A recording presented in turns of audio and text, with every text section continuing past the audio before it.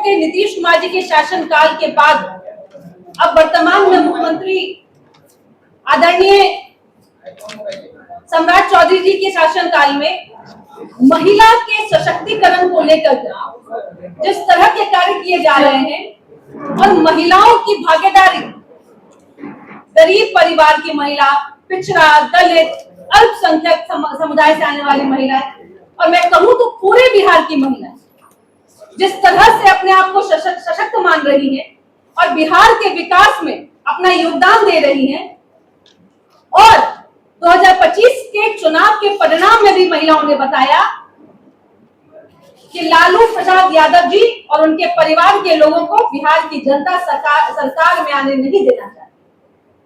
और तय भी किसने किया? बिहार की महिलाओं ने, बिहार की बेटियों ने। उन्होंने अपने मत का इस्तेमाल किया और कहा कि वैसी सरकार जिसके शासनकाल में लगातार बेटियों के साथ में, महिलाओं के साथ में और उनके परिवार के लोगों के साथ में अपराध के माध्यम से हत्याएं की जाती। और मैं ये क्यों कह रही हूं? क्योंकि ये डाटा बोलता है।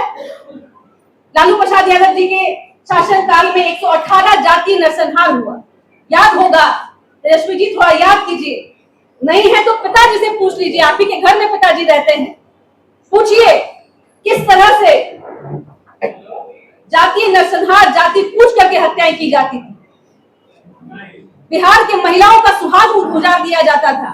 लेकिन हमारे नेता नीतीश कुमार जी ने कहा कि नहीं, अगर इस प्रदेश की प्रगति अगर हमें लिखना है और बिहार को आगे बढ़ाना है तो उस आधी आबादी को भी आगे बढ़ाना होगा, उस आधी आबादी को भी आवाज देना होगा, उस आधी आबादी को भी सशक्तिकरण के माध्यम से सशक्त करना होगा और तय करना होगा बिहार की महिलाओं को कि बिहार के विकास में वो अपना योगदान दे। जिस तरह से नीतीश कुमार जी के शासनकाल में बिहार में 35% आरक्षण पाकर के बिहार की महिला पुलिस बल पूरे देश में हमने रोल मॉडल स्थापित किया। आज हम जीविका जैसे योजनाओं का शुभारंभ करके देश के सरकार को हमने एक मौका दिया कि एक मॉडल तैयार कीजिए और जीविका के माध्यम से लाखों परिवार आज महिलाएं के द्वारा, उनके घर के महिलाओं के द्वारा उनका पालन पोषण होता है। मैं पुरुष की बात नहीं करूं, महिला करता है। बेटियों को 35% आरक्षण देके नौकरी में आगे बढ़ाया। अब बिहार की बेटियां सिर्फ चूल्हा चौका नहीं करती, वो घर में, घर के विकास में अपने घर के पुरुष या अपने माता पिता के साथ में कंधा से कंधा मिलाकर करके आगे बढ़ रही है और चला रही है इस बिहार। लेकिन बात तेजस्वी जी, सत्ता में मौका मिला था ना, मौका भी किसने दिया? हमारे नेता नीतीश कुमार जी ने। और सत्ता की मलाई खाते समय तो आपको कुछ नहीं याद आता है, उस समय तो सब कुछ मीठा मीठा लगता है।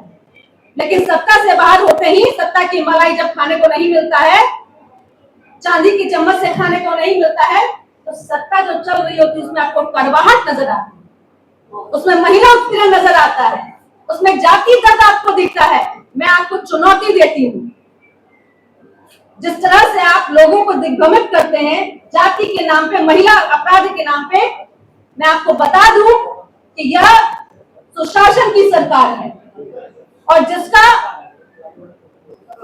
नेतृत्व अभी सम्राट चौधरी जी कह रहे हैं। उन्होंने भी कहा है कि नीतीश कुमार जी के मॉडल पे ही ये बिहार चलेगा और इस मॉडल का अर्थ है सुशासन की सरकार, जिसमें किसी के साथ में अगर अपराध होता है तो वह जाकर के अपने थाना में जाके कंप्लेन कर सकता है। नहीं तो एक समय था, अपराध हो गया, घर से उसका व्यक्ति को अपहरण कर लिया गया, पुलिस उसमें शिकायत दर्ज नहीं कर रही है और अपराधी मुख्यमंत्री आवास में बैठ करके पैसा का गिनती करने का इंतजाम कर रहा है कि भाई कितना लिया जाए, छोड़ दिया जाए कि मार दिया जाए। सब तो मुख्यमंत्री आवास से तय होता है। उन्हीं अपराधों के कारण आप लगातार 2 दशक से सत्ता से बाहर हैं और अभी भी आपको सत्ता से बाहर होने के बाद में जाति याद आएगा, महिला याद आएगा। सत्ता में रहिएगा तो परिवार की महिला याद आएगा, माता पिता के बाद में भाई बहन। अब तो उम्मीद कीजिए कि शायद उनकी पत्नी भी कहीं ना राजनीतिक में जाए। भाई का तो रास्ता साफ ही कर दिया। इसलिए तेजस्वी जी पहले अपने पिताजी से पूछिए, माताजी से पूछिए कि आपका शासनकाल इतना दुर्भाग्यपूर्ण क्यों था, इतना भयावह क्यों था, अपराधियों की संख्या इतनी क्यों बढ़ी थी और जातीय नरसंहार क्यों हुआ था, कि हमको सत्ता से लगातार इतना विश्वास दिलाने के बाद भी, नीतीश कुमार जी के साथ चलने के बावजूद, नीतीश कुमार जी के पद चिन्हों पर चलने का प्रयास करने के बावजूद जनता हम पे विश्वास नहीं कर रही है और हम सत्ता से लगातार दूरी बना रहे हैं और गिरता ही जा रहा है ग्राफ। लालटेन की लो, उसमें ना तेल है ना बत्ती है कि वो जलेगा। इतना ही मैं कहना चाहूंगी और तेजस्वी जी से कि अपने गिरावान में झांक के देखिए, अपने घर में झांक के देखिए, अपराधी को क्यों पाला, क्यों पोषा।